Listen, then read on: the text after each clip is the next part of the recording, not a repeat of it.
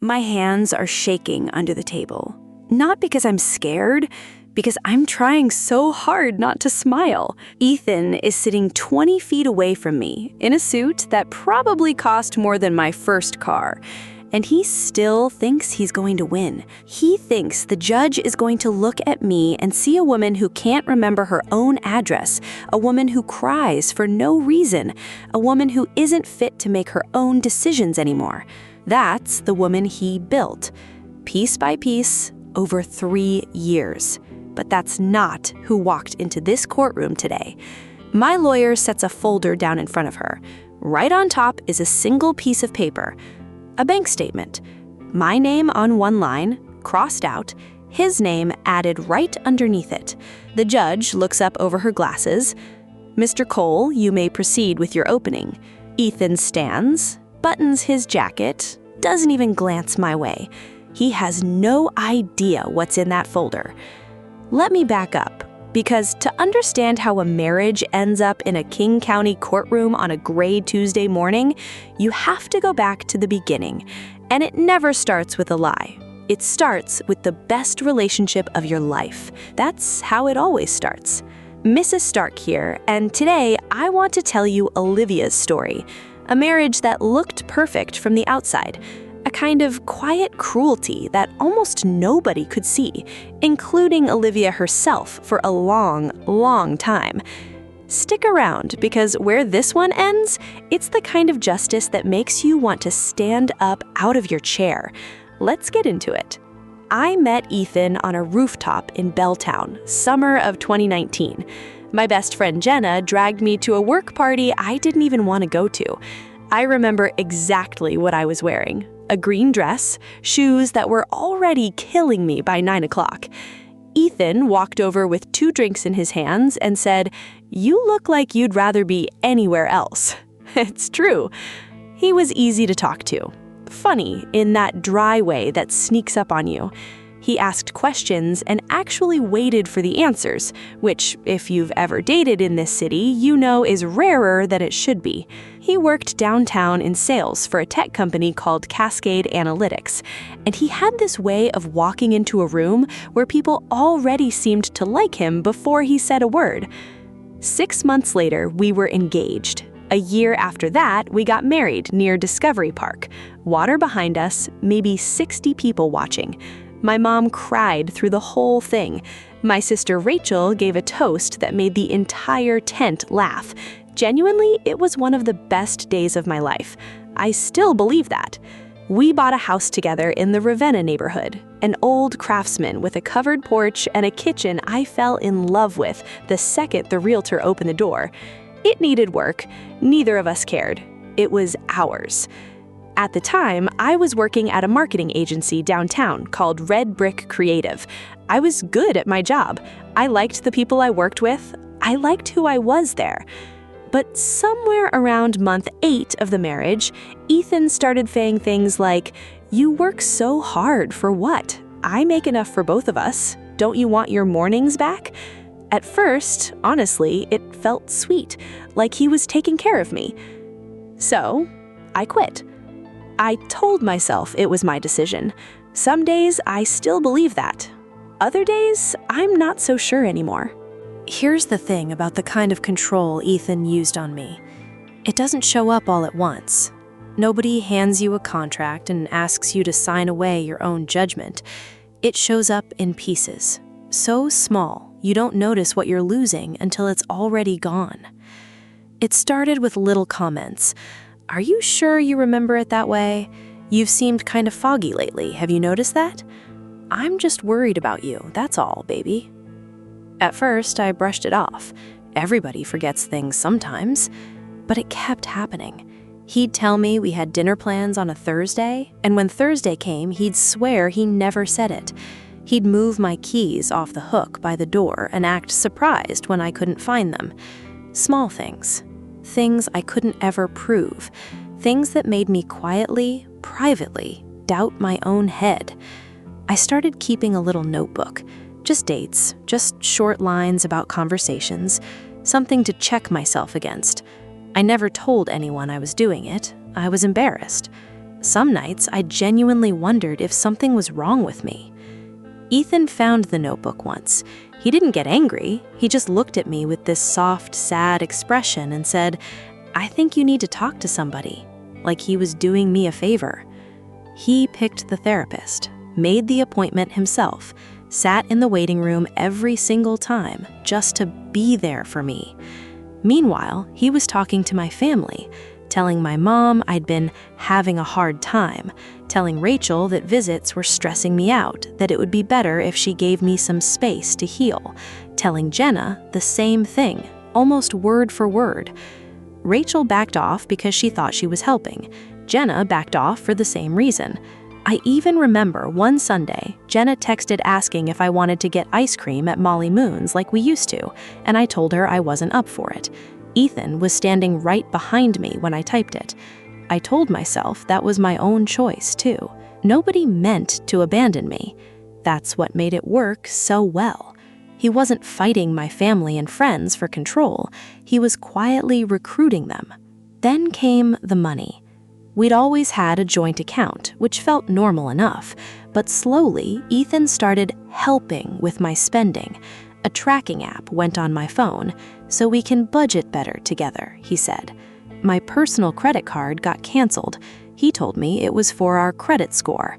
My name quietly came off one account and moved to another, and every time I asked why, I got the same answer. "You don't need to worry about this. I've got it handled." I stopped pushing back, not because I agreed, because I was tired, and because every single one of those conversations ended with him somehow convincing me that I was the unreasonable one. My hands would actually shake by the end of them. I'd go sit on the edge of the bathtub afterward, just breathing, trying to remember what I'd even been upset about in the first place. I genuinely thought I was losing my mind. That was the whole point. In March, Ethan flew to Austin for a work conference. 4 days, he said. I remember feeling almost relieved watching his car back out of the driveway, and then feeling guilty about that relief. But relieved all the same. Second day he was gone, I was in the garage digging for a phone charger, and I found his old gym bag shoved behind a box of Christmas decorations. There was a phone inside it. Not his phone, a different one. I'd like to tell you I hesitated. I didn't. It wasn't even locked. The first thing on the screen was a text thread with his buddy Marcus. I'm not going to repeat it word for word, but the short version is this.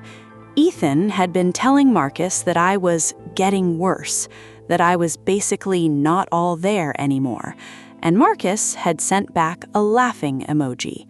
They were laughing about me. I kept scrolling. There was a second thread saved under the letter B, a woman named Brooke from his office. The messages went back almost a year. Hotel confirmations, photos I'm not going to describe, and in one message dated 3 weeks earlier, Ethan had written something I will never forget the shape of, even now. Once the house is fully in my name, things get a lot easier. She won't even know what happened. I sat down right there on the garage floor. Cold concrete didn't matter. I read it twice more just to be sure I wasn't imagining it, which is a strange thing to worry about when you think about it, because imagining things was exactly what he'd spent 3 years convincing me I did. Except this time, it wasn't imagined. It was right there, in his own words, on his own second phone, hidden behind the Christmas decorations. I thought that moment was going to break me. I really did. I thought I'd fall apart right there on the garage floor and never quite get back up. Instead, something else happened. Something clicked into place. Quiet, but solid. Underneath all that fear and doubt he'd built up in me, there was still a woman who used to run a marketing department, who used to negotiate 6-figure contracts without blinking, who used to be sharp. She'd just been buried for a while. I put the phone back exactly where I found it, zipped the bag the same way, and I decided right there that he was never going to know I'd found anything at all. Not yet. This is the part of the story I'm proudest of, if I'm honest, because it would have been so easy to confront him the second he walked back through that door, to scream, to throw something onto the kitchen floor, to demand answers. He probably even had an answer ready in case that day ever came. He knew how to talk his way out of things. I didn't give him that version of me. When he got home from Austin, I hugged him at the door, asked about his flight, let him tell me some long story about a bad hotel room. I went right back to being exactly who he thought I was, a little foggy, a little quiet, easy to manage. But underneath that, I was working. My sister Rachel is a paralegal, and even though we drifted, I called her on a Tuesday morning while Ethan was at the office. I didn't say everything at first. I just asked if she knew a good family attorney. There was a long pause on her end. Then I told her almost everything, and she went quiet in a different way. Olivia, I am so sorry I believed him. She connected me with an attorney named Rebecca Alvarez, who worked out of a small office near Pioneer Square. Rebecca didn't do a lot of hand-holding, which honestly was exactly what I needed. She asked for documents, she asked for dates. She asked very directly whether I'd ever actually been diagnosed with anything. I hadn't. Not once. Not formally. Every episode, every foggy moment, every concern Ethan had quietly planted with my family, none of it was backed by a real diagnosis. It was just him saying things over and over until people believed him, including me. Rebecca set me up with an independent psychiatrist named Dr. Nguyen at a clinic near Swedish Medical Center. Not Ethan's guy, mine. I walked in expecting to feel like a patient. Instead, after 2 sessions, Dr. Nguyen told me flatly that what I was describing sounded like the effects of sustained psychological manipulation, not mental illness. Manipulation. She wrote that down, on letterhead, official. Meanwhile, I started pulling records. My cover story was simple, a grocery run to Trader Joe's on Queen Anne every Thursday morning. Really, I'd sit in my car in that parking lot going through the joint bank statements on my phone, screenshotting anything that looked off, saving everything to a shared drive Rebecca had set up for me. There were transfers I'd never approved. 4 figures at a time moved into an account that only had Ethan's name on it. Then I found the refinance paperwork, buried in a folder in his home office underneath a stack of old takeout menus from a place on Capitol Hill we used to order Dick's Drive-In from before he decided fast food wasn't really us anymore. My signature was on the loan document, except I never signed it. I stared at that signature for a long time. It was close enough that I probably wouldn't have caught it if I hadn't been looking that hard. But it wasn't mine. I know my own name when I see it. I photographed every page, put the folder back exactly the way I found it. For 6 weeks, I lived 2 lives, the quiet, foggy wife at home, and in Rebecca's office on my Trader Joe's mornings, a woman building a case. I should have seen it coming. Looking back, honestly, all the pieces were already sitting right there on the table. Late April, I came home to find Ethan sitting in the kitchen with a folder of his own. He asked me to sit down, told me in this gentle, concerned voice that he'd been talking to a lawyer, that he thought it was time we made things official, that he get legal authority to manage things given how much I'd been struggling. He used the word guardianship, said it softly, like it was a gift he was handing me. "You wouldn't have to worry about anything anymore," he said. I remember looking at him across that table, this man I married under an oak tree with the water behind us, and I felt something I genuinely hadn't expected to feel in that moment. Not fear, something closer to pity. because he had no idea the woman sitting across from him had spent 6 weeks quietly preparing for exactly this conversation. I told him I needed some time to think it over. He smiled, kissed the top of my head, told me to take all the time I needed. He filed the petition with King County Superior Court 12 days later anyway. Which brings us back to that courtroom. Ethan had lined up his own doctor, someone Rebecca later confirmed he'd paid for a single consultation, which is a polite way of saying he went shopping for an opinion he liked. That doctor had never once examined me in person. He'd only reviewed notes Ethan handed him. Rebecca's first move was simple. She requested an independent evaluation, which the court has to seriously consider in a case like this. The judge agreed without much debate. Dr. Nguyen's report went into the record. Ethan's lawyer tried to argue it wasn't sufficient, that the court should weight his expert's opinion equally. The judge wasn't especially interested in that argument. Dr. Nguyen took the stand herself and testified, plainly, that I was fully competent to manage my own affairs, and that in her professional opinion, the pattern I'd described to her was consistent with sustained psychological manipulation by a partner, not illness. I watched Ethan's jaw go tight when she said that part. Then, Rebecca stood up and walked the court through the financial records, transfer by transfer.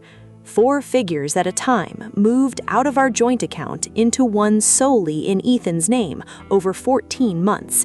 Then she introduced the refinance paperwork and set my real signature, pulled straight from our marriage certificate, right next to the one on the loan documents.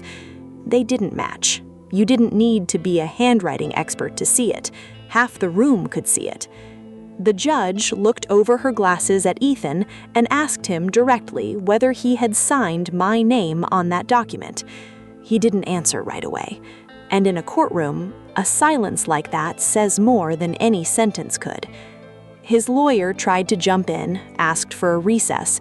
The judge denied the guardianship petition on the spot and told Ethan in very clear and very unhurried language that she'd be referring the financial documentation to the prosecutor's office for review. I didn't cheer. I didn't cry. I just sat there very still and let it happen. That was enough. It took about 10 weeks for the fraud unit to build their case. Forged signatures on loan documents, unauthorized transfers out of a joint account. It turned out Brooke wasn't even the first. There'd been messages with 2 other women over the years. Brooke was just the one that lasted.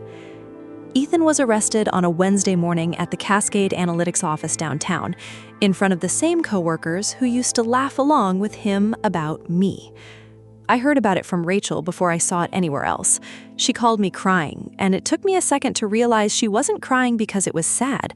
She was crying because she was happy for me. It had been a long time since anyone cried happy tears about something involving me. I filed for divorce that same month, kept the house, repainted the kitchen a color Ethan always said he hated. Small thing, felt like a much bigger one. Jenna and I get coffee in Fremont most Sundays now, near the troll under the bridge. Rachel and I talk almost every single day. My mom calls just to check in. No message from anybody else riding along with it, no agenda underneath it, just her. Some mornings, I still catch myself reaching for that old notebook out of habit. Old fear takes a while to loosen its grip, I've learned. But most mornings now, I wake up and the sky out over the water is just clear, and I remember everything just fine. Thank you very much. It took Ethan 3 years to try and convince me I couldn't trust my own mind. In the end, it was his own signature, a fake one, on a single piece of paper that put him in a room with no view of the water at all. That's Olivia's story. If anyone has ever tried to convince you that your own memory, your own judgment, your own mind couldn't be trusted, I hope this one reminded you that you're allowed to trust yourself. Sometimes the strongest thing you can do isn't the loudest thing. It's staying quiet, staying sharp, and waiting for exactly the right moment. So here's what I want to know. If you were Olivia, standing in that garage with that phone in your hand, would you have confronted him right there on the spot, or played it smart and waited, the way she did? Tell me down in the comments. I read every single one. This is Mrs. Stark. I'll see you in the next story.